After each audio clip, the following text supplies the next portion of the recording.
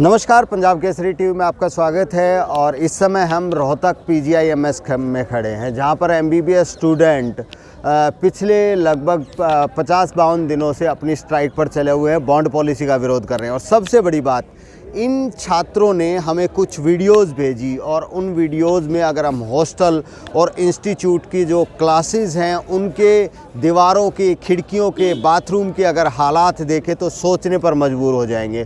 और ये बात ये छात्र उठा भी चुके हैं। सरकार इनके ऊपर 80 लाख रुपए खर्च करने की इनकी एजुकेशन पर बात कर रही है, लेकिन इनका ये कहना है कि वो 80 लाख जा कहाँ रहे हैं। जब हमें इंफ्रास्ट्रक्चर ही बेहतर नहीं मिल रहा तो भविष्य में अच्छे डॉक्टर बनाने की बात कैसे हो रही है।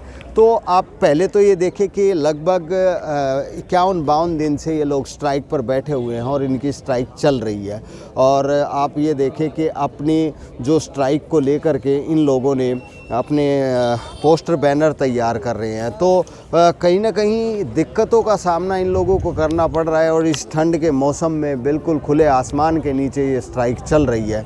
और जहाँ तक मैंने बताया था कि जो तस्वीरें इन लोगों ने हमें भेजी, तो उन तस्वीरों को लेकर के हम इनसे बात करेंगे कि जो तस्वीरें इन लोगों ने हमें भेजी थी उन तस्वीरों को लेकर ये क्या कहना चाहते हैं। प्रिया, आप लोगों ने खुद हमें कुछ तस्वीरें भेजी और हमें भी लगा कि वो हालात अच्छे नहीं हैं जिस तरह से उन तस्वीरों में दिखाई दे रहा है। तो क्या है वो कहानी, क्या है उसकी सच्चाई? ये सरकार के ऊपर ही हम लोग जिम्मेदारी ठहरा रहे हैं कि जितने पैसे वो हमसे मांग रहे हैं 40 लाख रुपए ब्याज के साथ, वो भी डिग्री, वो सेवा वेवा वाली सारी चीज़ें बोल के, मेवा वाली चीज़ें बोल के, कम से कम जितने रुपए मांग रहे हैं उतने का इंफ्रास्ट्रक्चर तो आप ढंग का कर दीजिए। अगर आप एक इंसान की बेसिक नीड्स को देखें, उसको क्या चाहिए होता है, एक अच्छी सी छत, रहना, खाना, ये सारी चीज़ें। लेकिन अगर आप हमारे हॉस्टल्स के अंदर जाके देखेंगे तो वहाँ पे एक सिंगल सीटर रूम है, वहाँ पे आप जाके 5 कदम चल नहीं सकते, इतने छोटे छोटे रूम है। उसके अंदर 2-2 बच्चों को ऐसे डाल रखा होता है जैसे पता नहीं क्या ही मजदूर या फिर सारी चीज़ें हैं। तो मतलब कोई भी बेसिक इंफ्रास्ट्रक्चर ढंग का नहीं है, हॉस्टल्स का भी नहीं है। किसी भी टाइम पे वहाँ पे ऐसा इतनी दरारें आई रखी होती हैं, सीलन ऐसी इतनी ज़्यादा होती है, किसी भी अगर नॉर्मल दिन से कोई अलग मौसम आ जाए, बारिश वगैरह आ जाए, तो वहाँ पे इंसान रह नहीं सकता है। वहाँ पे मॉइस्चर इतना सारी चीज़ें हो जाती हैं। वहाँ की खिड़कियाँ, कोई भी मतलब हवा के आने जाने का कोई ढंग का रास्ता नहीं है। ये मतलब जाके अगर पता चले, कोई कह नहीं सकता कि वहाँ पर एक फ्यूचर डॉक्टर रह रहा है जो आगे जाके राज्य की स्वास्थ्य सेवाओं को देखेगा। क्योंकि इस तरह की हालत में हम दूसरों की सेवाएं, स्वास्थ्य सेवाएं क्या देखेंगे, हमारे खुद के स्वास्थ्य के ऊपर ही बहुत बड़ा क्वेश्चन यहाँ पे आ पड़ता है। और ये भी नहीं है कि जितनी भी छतें वगैरह जो हमारे हॉस्टल्स की ख़राब है, 3-4 बार ऐसे इंसिडेंट हो भी चुके हैं कि छतें नीचे भी गिर गई है। मैं आपको बताती हूँ, 1-2 साल पहले की बात है, मेरे खुद के सीनियर थे, उनके सर के ऊपर जो है पंखा, वो फैन नीचे गिर गया था, तो उनको बहुत ज़्यादा सीरियस इंजरी हुई थी और उनको वहाँ पे जाके बाद में उनकी सर्जरी वगैरह भी करनी पड़ गई थी, टांके वगैरह से लगाने पड़ गए थे। तो इतना गंदा हाल है, कोई कह नहीं सकता कि एक फ्यूचर डॉक्टर जो एक भावी चिकित्सक है वो इस तरह के माहौल में रह रहा होगा। तो जितने पैसे वो मांग रहे हैं, मुझे सरकार जवाब दे कि कहाँ पर वो इतना ज़्यादा सारा पैसा लगा कहाँ पर रहे हैं। उनके GST अलग से आते हैं, जो हेल्थ सर्विसेज के ऊपर जो बिल होता है बजट, वो अलग से आता है। और हमारी फीस भी उन्होंने बढ़ा दिया, 52,000 से 80,000 कर दिया, वो तक नहीं है। और ये तो हॉस्टल्स की बात रही, वहाँ पे वॉशरूम्स भी बिल्कुल भी हाइजीनिक नहीं है। किसी भी तरह की बीमारी कभी भी किसी भी बच्चे को हो सकती है, तो इसकी जिम्मेदार सरकार और एडमिनिस्ट्रेशन भी इस चीज़ के ऊपर। डॉक्टर आम जब भी कोई यहाँ पे इलाज कराने के लिए आता है तो उनको सबसे पहले प्रायोरिटी पे ये कहते हैं कि हाइजीन का ध्यान रखें, आपका स्वास्थ्य के लिए वो बेहतर रहेगा। तो किसी तरह का हाइजीनिक सिस्टम आपके यहाँ नहीं चल रहा? हाइजीनिक सिस्टम मतलब अगर हम अपने लेवल पे लाइक झाड़ू कुछ ऐसे वो निकाले तो ठीक है, लेकिन अगर जैसे पानी है, पानी का वो भी आपको कुछ ऐसे एरिया के अंदर मिलेगा जहाँ पे मच्छर ऐसे ही भिनकते रहते हैं। वहाँ पे कोई भी एक प्रॉपर ऐसे सर्विस नहीं होती है कि एक पर्टिकुलर फ्रिक्वेंटली किसी भी पर्टिकुलर दिन के बाद वहाँ पे मच्छर वगैरह इन चीज़ों के लिए कुछ किया जा सके। हाइजीन मेंटेन नहीं होता है ढंग से। और आप ही बताइए, एक छोटे से कमरे में जहाँ पे 5 कदम चला नहीं जा सकता, वहाँ पे 2 लोग इतने ज़्यादा वो रह रहे हैं। एक बेसिक नीड होती है, हम PSM पढ़ते हैं, PSM पढ़ते हैं, जिसके अंदर एक आइडियल घर कितना होना चाहिए उसकी पूरी जानकारी लिखी होती है।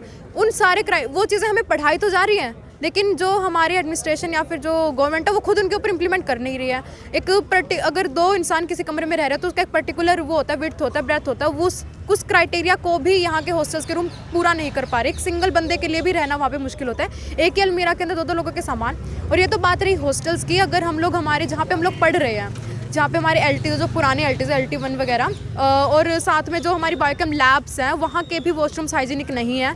और इवन कुछ डिपार्टमेंट्स रहते हैं जहाँ के वॉशरूम्स हैं तो पर वो काम ही नहीं कर रहे हैं, फ्लश वगैरह ऐसे ही पड़ा रहता है। और जो बायोकेम लैब वगैरह उनकी भी छतें एकदम ऐसे सील रही होती हैं बारिश के मौसम में या फिर किसी भी एडवर्स वेदर सिचुएशन में। और लैब्स वगैरह के अंदर भी मतलब ऐसा हाल होता है कि वहाँ जाके कोई कह नहीं सकता कि एक भावी चिकित्सक जहाँ पे बन रहा होता है वो लैब है। तो और भी साथी हैं, आप लोग खुद हॉस्टल में रहते हो तो हॉस्टल में किस तरीके के हालात हैं? क्योंकि मीडिया को तो ये लोग एंटर करने नहीं देते वहाँ पे कि हम सच्चाई अंदर से दिखा सकें। आप लोगों ने खुद हमें वीडियोस बना के भेजी हैं, तो किस तरह के हालात हैं अंदर के? सर अगर हॉस्टल्स की बात करते हैं हम तो हॉस्टल्स के हालात काफ़ी ख़राब हैं। जो पुराने हॉस्टल्स जो हैं वो वैसे के वैसे ही हैं, बिना किसी उनके अंदर सुधार के। वैसे कि इंफ्रास्ट्रक्चर उनका जीरो हो चुका है बिल्कुल। एंड ऐसे भी इंसिडेंट्स देखे गए हैं कि जब उनकी छत भी गिरी हैं तो काफ़ी मतलब अनप्रोटेक्टिव एनवायरनमेंट में बच्चों को रहना पड़ रहा है। एंड अगर उसके बावजूद भी हमें बोला जा रहा है कि हम आपके ऊपर 80 लाख रुपए खर्च कर रहे हैं तो सर वो चीज़ तो फिर लेजिटिमेट है नहीं। तो हमें तो बाहर से देखने को तो बहुत अच्छी अच्छी दीवारें दिख रही हैं, तो क्या ये सिर्फ दिखावा ही है? सर एक्चुअली हॉस्टल्स की आप कंडीशन देखोगे आपको तो वो हॉस्टल्स तो बाहर से भी अच्छे नहीं हैं। एंड आप जैसे बोल रहे हो बाहर से अच्छी दिख रही हैं चीज़ें, तो आपको मैं बताता हूँ हमारी जो लैब्स हैं कई एंड LTs हैं हमारे, उनकी हालत अच्छी नहीं है सर बिल्कुल भी। तो ये सब छलावा है। प्रिया, क्या डिमांड है आप लोगों की कि क्योंकि आपको आगे डॉक्टर्स बनना है, लोगों का इलाज करना है, तो अभी फ़िलहाल के लिए आप लोगों की क्या डिमांड्स हैं इस इंफ्रास्ट्रक्चर को लेकर के? देखिए बात यह है कि अगर कहीं पे न्याय के लिए लड़ने की बात आ जाए या फिर मुद्दों को उठाने की बात आ जाए तो मुद्दा बस बॉन्ड पॉलिसी का तो है ही नहीं। ये एक पार्ट ऑफ जितने भी सारे मुद्दों के ऊपर हम लोग बात करना चाहते हैं उनमें से एक पार्ट है। बॉन्ड पॉलिसी तो है, लेकिन साथ में जो एक बेसिक नीड होती है एक डॉक्टर को एक अपनी लाइफस्टाइल को जीने के लिए क्वालिटी ऑफ लाइफ होती है, कम से कम उसे भी सरकार मेंटेन रखे, उसके ऊपर भी ध्यान दे।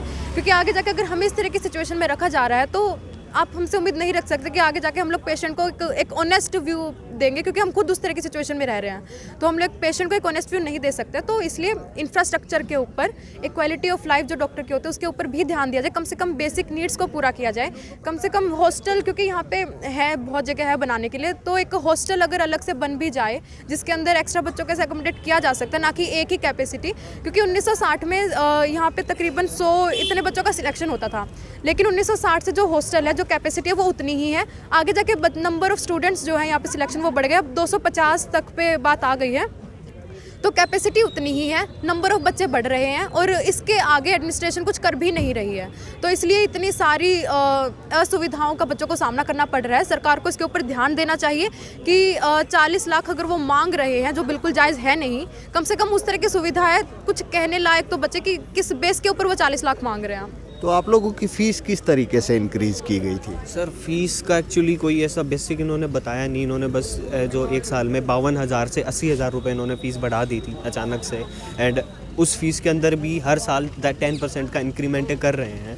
तो एक्चुअली वो चीज़ भी इन्होंने विद क्लैरिफिकेशन कोई थी नहीं उस चीज़ की कि 52,000 से आप 80,000 कर रहे हैं, वो चीज़ की कोई क्लैरिफाई इन्होंने किया नहीं था। तो जो आपने सोचा था जब एडमिशन लिया तो सरकारी कॉलेज में एडमिशन हो रहा है, काफ़ी खुशी हुई होगी, तो क्या आप ये सोच रहे हैं कि प्राइवेट में ले लेते तो बेहतर होता? सर एक्चुअली जिस हिसाब से हमने मेहनत की थी, हमने 2 साल हमने ताप किया था और यही डिसीज़न लिया था कि हाँ सरकारी कॉलेज में एडमिशन लेना चाहिए। And PGI is one of the most best institute हम कह सकते हैं हरियाणा में।